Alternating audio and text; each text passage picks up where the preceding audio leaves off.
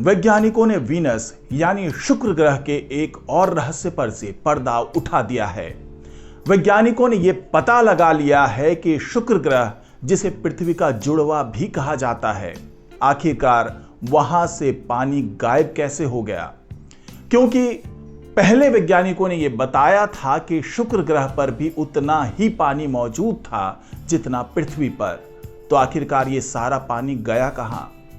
साथ ही वैज्ञानिकों ने एक और बड़ा खुलासा किया है कि शुक्र ग्रह से अभी भी पानी लीक हो रहा है। तो ये सारा माजरा क्या है, आइए इस वीडियो में जानते हैं और इस वीडियो को आखिर तक जरूर देखिएगा। नमस्कार, मैं हूं डॉक्टर सुरजीत सिंह और आप देख रहे हैं महना मिस्ट्री। तो दोस्तों, अगर आपने महना मिस्ट्री चैनल को अभी तक सब्सक्राइब नहीं किया है तो सब्सक्राइब कर लीजिए, क्योंकि यहां पर ही आपको रोज ऐसी दिलचस्प जानकारी मिलेगी। और अगर आपको ये वीडियो अच्छा लगे तो इसको लाइक कीजिए, शेयर कीजिए और कमेंट जरूर कीजिए। तो ये सारा माजरा है शुक्र ग्रह से पानी के लीक होने का, क्योंकि आपको पता ही है कि शुक्र ग्रह हमारे सौर मंडल का सबसे गर्म ग्रह है। वहां पर स्थिति बिल्कुल नारकीय है। वहां पे बड़े बड़े वॉल्केनो हैं, सल्फर डाइऑक्साइड के बादल हैं, एसिड रेन होता है और वहां का पारा 465 डिग्री सेल्सियस तक पहुंच जाता है। अब आपको जानकर यह हैरानी हो रही होगी, हालांकि ये आपको शायद पहले से भी पता होगा, कि बुध सूरज के बहुत करीब है, सबसे करीब ग्रह बुध है।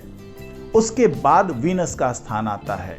इसके बावजूद शुक्र ग्रह बुध ग्रह से भी ज्यादा गर्म है। तो आखिरकार इसकी वजह क्या रही? क्योंकि शुक्र ग्रह गोल्डीलॉक्स जोन में आता है। गोल्डीलॉक्स वो जोन होता है जहां पर पानी अपने तरल अवस्था में रह सकता है। यानी कि कोई भी ग्रह अगर अपने तारे के गोल्डीलॉक्स जोन में है तो वहां पर आप ये उम्मीद कर सकते हैं कि कोई भी पानी या कोई दूसरी चीज अपने तरल अवस्था में मौजूद होगी। और जो गोल्डीलॉक्स जोन में नहीं होते हैं वो ग्रह, वहां पर अगर कोई ठोस चीज है और ज्यादा गर्मी हुई तो वो सीधा गैस में तब्दील होता है, तरल अवस्था में वो चीज नहीं रह पाती है। तो अब यह समझना होगा कि जब वहां पर तरल अवस्था में कोई चीज रह सकती है, यानी पानी की मौजूदगी रह सकती है, तो आखिरकार वो गायब कहां हुआ? जो बड़े बड़े महासागर थे वहां से पानी कहां चला गया? सौरमंडल में किस तरीके से वो पानी पहुंच गया? तो इसी रहस्य पर से वैज्ञानिकों ने पर्दा उठा दिया है। क्योंकि अभी तक वैज्ञानिक यही दावा कर रहे थे कि अरबों खरबों साल पहले शुक्र ग्रह पर भी पृथ्वी जितना ही पानी मौजूद था। लेकिन वैज्ञानिक ये नहीं समझ पा रहे थे कि इस पानी के सौर मंडल में पहुंचने का क्या कारण था, क्या वजह थी कि इसका सारा पानी सौर मंडल में पहुंच गया। वैज्ञानिक ये पता लगाना चाह रहे थे कि शुक्र किसी रेगिस्तान जैसा ग्रह कैसे बन गया। इसकी वजह अभी तक पता नहीं चल रही थी, लेकिन अब शायद वैज्ञानिकों ने उस कारण का पता लगा लिया है और इसका खुलासा किया है laboratory for atmospheric and space physics के वैज्ञानिकों ने।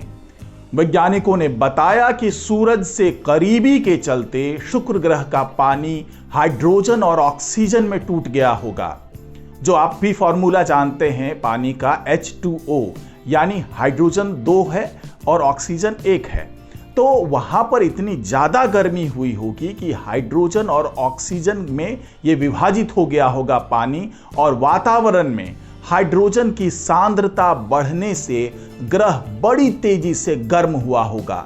इसके चलते हाइड्रोजन अंतरिक्ष में किसी फ्लो की तरफ बाहर निकल गई होगी। लेकिन शुक्र का सारा पानी इस प्रक्रिया के चलते खत्म नहीं हुआ। इसे यूं समझिए कि अगर आप कोई बोतल फेंकते हैं तो उसमें पानी की कुछ बूंदें बची रह जाती है। शुक्र के साथ भी यही हुआ था। शुक्र पर अब भी कुछ पानी मौजूद है जो ब्रह्मांड में लीक हो रहा है। यह सबसे बड़ा खुलासा है वैज्ञानिकों का कि अभी भी शुक्र ग्रह में कुछ पानी मौजूद है और लगातार वो अंतरिक्ष में लीक हो रहा है। और इसी लीक के आधार पर जब वैज्ञानिकों ने आगे स्टडी की तो उन्हें यह बात समझ में आई कि हाइड्रोजन और ऑक्सीजन में टूटने के कारण, वो गैसियस अवस्था में पहुंचने के कारण जो हाइड्रोजन का पार्ट था उसके कारण यह ग्रह और भी गर्म होता गया और धीरे धीरे वहां से लीकेज शुरू हुई, पानी लीक होना शुरू हो गया। और वैज्ञानिक इसके लिए HCO प्लस डिसोसिएटिव रिकॉम्बिनेशन नाम की प्रक्रिया को जिम्मेदार ठहराते हैं। इस थ्योरी के मुताबिक जब गैसीय HCO प्लस इलेक्ट्रॉन से प्रतिक्रिया करता है तो इस प्रक्रिया के कारण एक न्यूट्रल कार्बन मोनोऑक्साइड का अणु और हाइड्रोजन का परमाणु बनता है।